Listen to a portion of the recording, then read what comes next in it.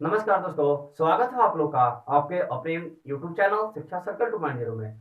Friends, मैं हूं विवेक गुप्ता और हम लोग अनुवाद बनाने के लिए कुछ बेसिक क्लास को कर रहे हैं। इसके पहले मैं आप लोगों को शब्दार्थ को याद कराया और बताया कि इस शब्दार्थ याद नहीं करिएगा तो आपको अनुवाद बनाने नहीं आया होगा। तो मुझे उम्मीद है कि आप लोग उस वीडियो को देख लिए होंगे। अगर नहीं देखे होंगे तो उस वीडियो को जाकर के देख लीजिए और उन चीजों को अपने कॉपी में यानी नोटबुक में आप लोग नोट कर लीजिए और उन्हें याद कर लीजिए।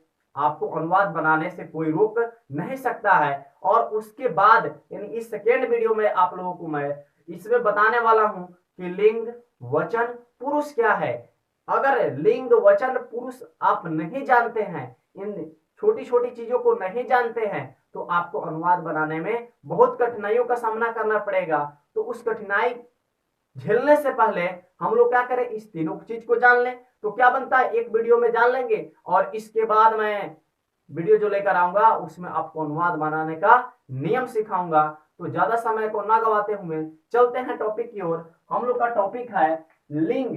लिंग को इंग्लिश में बोलते हैं जेंडर। क्या बोलते हैं? जेंडर। लिंग किसे कहते हैं? तो ध्यान दीजिएगा, परिभाषा है कि जिस शब्द से पुरुष, स्त्री और नपुंसक जाति का बोध होता है, यानी नपुंसक वर्ग का बोध होता है। जिस शब्द से स्त्री, पुरुष और नपुंसक जाति का बोध होता है उसे क्या कहते हैं? लिंग कहते हैं। क्या कहते हैं? लिंग। मतलब शब्द जो होता है ना, इस शब्द में कोई पुल्लिंग है तो कोई स्त्रीलिंग है, कोई नपुंसक लिंग है। अब आता है लिंग तीन प्रकार के होते हैं, यानी संस्कृत में लिंग तीन प्रकार के होते हैं। संस्कृत में लिंग कितने? हिंदी में दो, स्त्रीलिंग, पुल्लिंग। समझिए, हिंदी में कोई पूछे लिंग कितने प्रकार के तो बोलिएगा दो, स्त्रीलिंग, पुल्लिंग। संस्कृत में लिंग कितने प्रकार के तो बोलिएगा तीन, स्त्रीलिंग, पुल्लिंग और नपुंसक लिंग। और पूछेगा इंग्लिश में लिंग कितने प्रकार के होते हैं तो बोलेगा इंग्लिश में लिंग चार प्रकार के होते हैं, स्त्रीलिंग, पुल्लिंग, नपुंसक लिंग और उभयलिंग। उभयलिंग मतलब कॉमन जेंडर। जैसे टीचर, टीचर दोनों है। टीचर में पुरुष भी टीचर हो सकता है, स्त्री भी हो सकती है। तो इंग्लिश पढ़ाएंगे तो उस चीजों को बताएंगे। यहाँ पर संस्कृत में लिंग तीन प्रकार के होते हैं। पहला है पुल्लिंग, दूसरा है स्त्रीलिंग और तीसरा है नपुंसक लिंग। पुल्लिंग किसे कहते हैं तो जिस शब्द से पुरुष जाति यानी मेल, पुरुष मतलब मेल, पुरुष जाति का बोध हो उसे पुल्लिंग कहते हैं। जैसे गजह, गजह मीन्स क्या होता है? हाथी। गजह मीन्स क्या होता है? हाथी। गजा आ गया वो होता है क्या? हथिनी, मतलब हाथी का स्त्रीलिंग। यहाँ पे देखिए विजय, विजयः विसर्ग है, विजयः पुल्लिंग हो गया। बालकः तो ये भी पुल्लिंग हो गया। नरः ये भी पुल्लिंग हो गया। यानी पुल्लिंग में क्या करते हैं? विसर्ग लगा देते हैं। क्या लगा देते हैं? विसर्ग लगा देते हैं। और ध्यान दीजिएगा, स्त्रीलिंग जिस शब्द से स्त्री जाति का बोध हो उसे स्त्रीलिंग कहते हैं। जैसे सीता। देखिए स्त्रीलिंग में क्या होता है? आकारांत, इकारांत। ये आपको लिंग में इस संस्कृत के अनुवाद के लिए बता रहे हैं। लिंग का तो बड़ा विचित्र कहानी है। लिंग के बारे में अगर लिंग निर्णय पढ़िएगा तो बहुत ही रोमांचक उसका कहानी होता है। तो हम लोग सिर्फ अभी संस्कृत में अनुवाद बनाने के लिए इन चीजों को जानते हैं। लिंग नहीं जानिएगा तो आपको वचन कैसे आएगा? वचन ही बताते लेकिन पहले लिंग बता दे रहे हैं। तो ध्यान दीजिएगा, जैसे आ रहा है ना, सीता, ता में क्या आ रहा है? आ। तो जिसमें आ था उससे लिंग होता है। लता, नदी, संपत्ति। अब देखिए संपत्ति में विसर्ग है लेकिन स्त्रीलिंग है। मति क्या है? ये भी विसर्ग है लेकिन क्या है? स्त्रीलिंग। अपवाद है। लक्ष्मी ये भी क्या है? स्त्रीलिंग है। तो इन सब शब्दों को क्या बोलेंगे? स्त्रीलिंग। और उसके बाद आता है नपुंसक लिंग। नपुंसक लिंग में क्या आता है तो जिस शब्द से निर्जीव होने का बोध हो, मतलब उसमें नहीं सजीव हो, नहीं कोई सजीव वस्तु नहीं हो, मतलब निर्जीव होने का बोध हो। जैसे फलम माने फल, ज्ञानम माने ज्ञान, अध्ययनम माने अध्ययन। ये सब कोई निर्जीव थोड़े है। तो इस सबको क्या बोलेंगे? नपुंसक लिंग। और देखिए लिंग विचित्र कैसे है लिंग निर्णय। आप शराब पीते हैं ना, तो शराब और स्याही आपका स्त्रीलिंग होता है। शराब और स्याही स्त्रीलिंग होता है, बाकी सब पुल्लिंग होता है। नहीं समझे? मतलब क्या है कि द्रव धातु में, द्रव धातु मतलब जो बहने वाला पदार्थ है, जो बहने वाला पदार्थ है। जैसे द्रव में आ गया दूध, आपका आ गया तेल, आता है ना, शराब, स्याही सब बहने वाला पदार्थ है। तो द्रव धातु में शराब, स्याही को छोड़कर बाकी सब क्या होता है? पुल्लिंग होता है। द्रव में शराब स्याही को छोड़कर बाकी सब क्या होता है पुल्लिंग, यानी शराब स्याही स्त्रीलिंग होता है और बाकी सब क्या होता है पुल्लिंग। उसी तरह धातु में आइएगा सोना चांदी हीरा मोती, उसमें चांदी एक स्त्रीलिंग होता है और बाकी पूरा धातु पुल्लिंग होता है। तो इस चीजों को बताएंगे आपको लिंग निर्णय कैसे करते हैं, तो उसको हिंदी व्याकरण में कंप्लीट कराएंगे। तो पहले आप लोग इसका स्क्रीनशॉट ले लीजिए। तो आई फ्रेंड्स अब देखिए यहाँ पर देखते हैं वचन, वचन को इंग्लिश में नंबर बोलते हैं और इंग्लिश में नंबर का टाइप्स अलग होता है, संस्कृत में अलग होता है। तो ध्यान दीजिएगा, तो कहता है जिससे किसी पदार्थ की संख्या का बोध हो।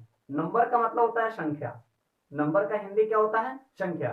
तो जिससे किसी पदार्थ की संख्या का बोध हो उसे क्या कहते हैं वचन कहते हैं। जैसे मनुष्य में मान लो एक लड़का है तो उसको एक बोलेंगे, दो है तो दो बोलेंगे, दो से अधिक रहेगा तो क्या बोलेंगे अधिक बोलेंगे। जैसे कि बताया कि वचन के प्रकार, तो संस्कृत में वचन तीन प्रकार के होते हैं, एक वचन द्विवचन बहुवचन, एक वचन द्विवचन बहुवचन। लेकिन हिंदी में आपका वचन दो ही होता है, एक वचन बहुवचन, उसमें दो ही वचन नहीं होता है, सिंगुलर नंबर और प्लूरल नंबर, इसमें डबल नंबर संस्कृत में आता है। तो कहता है वचन के कितने प्रकार होते हैं, तो वचन का संस्कृत में वचन तीन प्रकार के होते हैं, एक वचन द्विवचन और बहुवचन। एक वचन का मतलब जिससे एक होने का बोध हो, जिससे किसी पदार्थ का एक होने का बोध हो उसे क्या कहते हैं एक वचन। जैसे देखिए बालकः, बालकः मतलब क्या हुआ एक लड़का, बालकः मतलब क्या हुआ एक लड़का। और बालिका, देखिए बालक शब्द है पुल्लिंग, आपका बालिका क्या है स्त्रीलिंग। देखिए ना बालकः मतलब एक लड़का जो पुल्लिंग है, और बालिका मतलब एक लड़की जो क्या है स्त्रीलिंग। अब इसके पहले लिंग आपको बताए ना लिंग। तो उसी तरह फलम मतलब एक फल, तो क्या है नपुंसक लिंग है। अब आता है द्विवचन, तो कह रहा है जिससे दो होने का बोध हो, जिससे किसी पदार्थ का दो होने का बोध हो उसे क्या कहते हैं द्विवचन, यानी डबल नंबर कहते हैं। जैसे देखिए अब बालक शब्द तो आपको याद नहीं होगा, याद होगा तो अच्छी बात है, नहीं याद होगा तो मैं कभी बालक शब्द मतलब आप लोगों को याद कराऊंगा, जिससे दिक्कत आपको नहीं होगा। तो कहता है यहाँ पर देखिए बालक, तो क्या बनेगा बालकौ, बालक बालकौ बालका, ध्यान दीजिएगा बालक बालकौ बालका। तो ये बालका मतलब एक लड़का, आ बालकौ मतलब दो लड़की, बालिका मतलब एक लड़की, आ बालिके मतलब दो लड़कियां, फला मतलब एक फल, आ फले मतलब दो फल। यहाँ पे देखिए बालका मतलब कई लड़के, बालिका मतलब कई लड़कियां, और फलानी मतलब कई फल। तो जिससे एक दो से अधिक होने का बोधो उसे बहुवचन कहते हैं। जैसे देखिए ना कई लड़के, दो रहेगा तो बोलेंगे बाल बालकौ, अब बहुत रहेगा तो क्या बोलेंगे बालका। उसी तरह लड़की में आएगी तो एक लड़की रहेगी तो बाल क्या बोलेंगे बालिका बोलेंगे ना।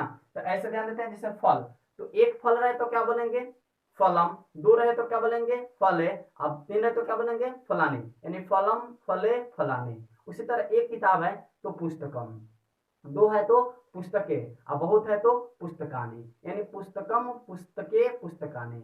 एक पत्र रहेगा तो पत्रम, दो रहेगा पत्रे, बहुत रहेगा पत्रानी, यानी पत्रम पत्रे पत्रानी, पुस्तकम पुस्तके पुस्तकानी, फलम फले फलानी। समझ में आ रही है ना। जैसे एक लड़का रहे बालकः बालकौ बालका, बालकः बालकौ बालका, होता है ना। ऐसे इन चीजों को आप लोगों को जानना समझना बेहद जरूरी है। और अब इसके बाद मैं आप लोगों को पुरुष यानी पर्सन के बारे में करा दे रहा हूँ, तब इसके बाद वाले वीडियो में मैं आप लोगों को अनुवाद बनाने का टेक्निक सिखाऊंगा। तो आप लोग इसका स्क्रीनशॉट ले लीजिए।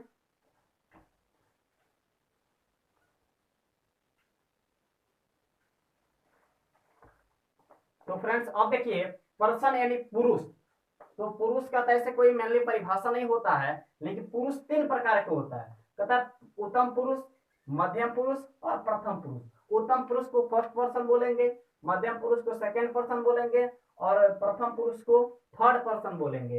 यानी देखिए पुरुष तीन प्रकार के, प्रथम पुरुष, मध्यम पुरुष और अन्य पुरुष या उत्तम पुरुष। प्रथम पुरुष, मध्यम पुरुष और अन्य पुरुष, नहीं सॉरी, उत्तम पुरुष मध्यम पुरुष अन्य पुरुष, उत्तम पुरुष मध्यम पुरुष अन्य पुरुष, यानी प्रथम पुरुष, अन्य पुरुष को ही बोलेंगे प्रथम पुरुष।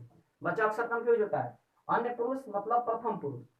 तो जो बात को बोलता है, जैसे मैं बोल रहा हूं तो मैं हुआ प्रथम पुरुष, मैं, चाहे मेरे साथ मेरा एक और भाई आ गया तो हम दोनों, मैं या हम दोनों, या हम, मेरे घर में जो भी आ गया तो हम लोग या हम सब, तो मैं या हम दोनों या हम लोग या हम सब, सब कौन आता है? तो प्रथम पुरुष में आता है। किस पुरुष में आता है? प्रथम पुरुष में आता है।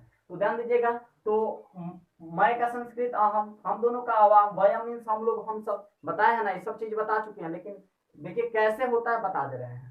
उसके बाद जो बात को सुनता है, मैं बोल रहा हूं ना, आप लोग मेरी बात को सुन रहे हैं, हो सकता है एक बच्चा वीडियो देख रहा है अभी, तो वह क्या कहलाएगा? एक बच्चा है तो मध्यम पुरुष कहलाएगा। अगर दो देख रहा है तभी मध्यम पुरुष कहलाएगा। उसके साथ बहुत बातों को सुन रहा है वो भी मध्यम पुरुष कहलाएगा। यानी उसमें एक हो सकता है, दो हो सकता है, अनेक हो सकता है, बताया ना नंबर में, एक वचन, द्विवचन, बहुवचन। तो एक रहेगा तो क्या बोलेंगे? तुम अकेला है तो बोलेंगे तो हम, तू दो गोड़ा है तो युवाम, तुम लोग बहुत आदमी है तो युयम। यानी मध्यम पुरुष में क्या आता है? तुम दोनों, तुम लोग।